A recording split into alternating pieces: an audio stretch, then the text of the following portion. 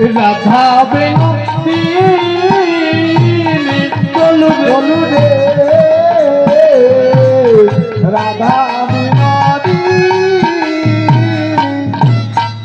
আর আগে আগে জয় কোটিলা পিছে রাধা রানী চলু রে রাধা বিনোদিনী চলু রে রাধা বিনোদিনী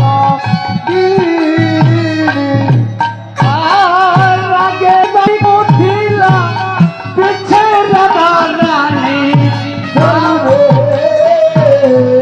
রাধা বিনোদিনী চলু রে রাধা আর করে করে কর ধরে চাপি চাপি যায় রে রাধা এবার করে করে কর চাপি চলো রাধা রানী চলো রাধা আর সূর্য পূজা যাবে বলে সঙ্গে করি হে রাধা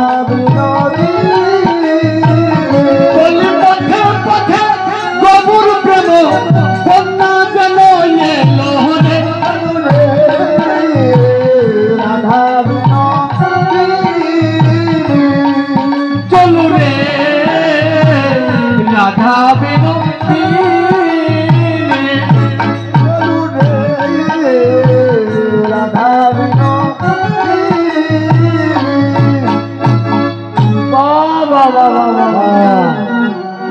এইবার সূর্য পূজায় চলছে সূর্য পূজায় তো চলেছে কিন্তু ব্রাহ্মণ পাবে কোন একজন ব্রাহ্মণের দরকার আছে এইবার বলছে হ্যাঁ ও কুণ্ডলতা শোন আমরা তো সূর্য পূজা করবো ব্রাহ্মণ কই পাবো দেখ এইবার কি করলে মথুরায় পাঠাইলে যে ব্রাহ্মণ নিয়ে আসো বটুকে নিয়ে এসে সূর্য পূজা করায় এইবার মথুরায় গিয়ে বটুকে বলছে ও বটু আমি বলছে সূর্য পূজা করতে হবে করতে পারবে এই যে কেন বটু বলছে হ্যাঁ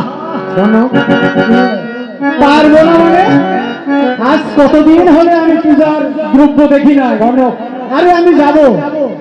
তাহলে তুমি চলো ঠিক আছে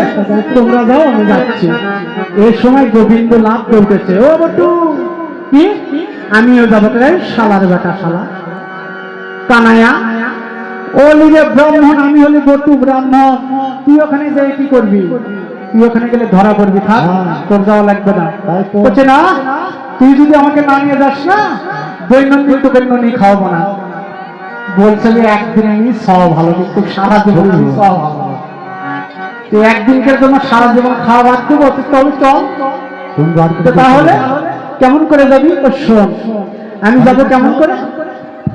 আমি বেশভূষা আলাদা করে হরে কৃষ্ণ বটু বলি যারা আছেন একটু অফিসে দেখা কর বটু বললে যে শোন তুই ধুলার মাঝে গড়াগড়ি দিয়ে শ্যামা রঙ্গ তোর ফর্সা হয়ে যাবে তোকে ধরতে পারবে না বটু বললেন কি গোবিন্দকে সঙ্গে নিয়ে আসলে এসে দাঁড়ালেন এখন শ্রীমতী দাঁড়ালেন বলছে বটু ওটা কি বলছে যে কেন ওটাও ব্রাহ্মণ ব্রাহ্মণ বাড়িতে আসলে জল দিয়ে তাকে জল ছিটে দিয়ে ঘরে তুলতে হয় চরণ ধোয়াতে হয় চরণ ধোয়াতে গেলে তো ধরা পড়বে এবার করলেন কি জল যেই ছিটে দিছে গোবিন্দের অঙ্গে পড়া মাত্র ধুলো এক জায়গায় থেকে উঠতে শ্রীমতী রাধারানী ধরে ফেললো যেটা প্রাণ গোবিন্দ এসেছে তখন আর কিছু বলে নাই এইবার কি করলে সূর্য পূজার আয়োজন করলে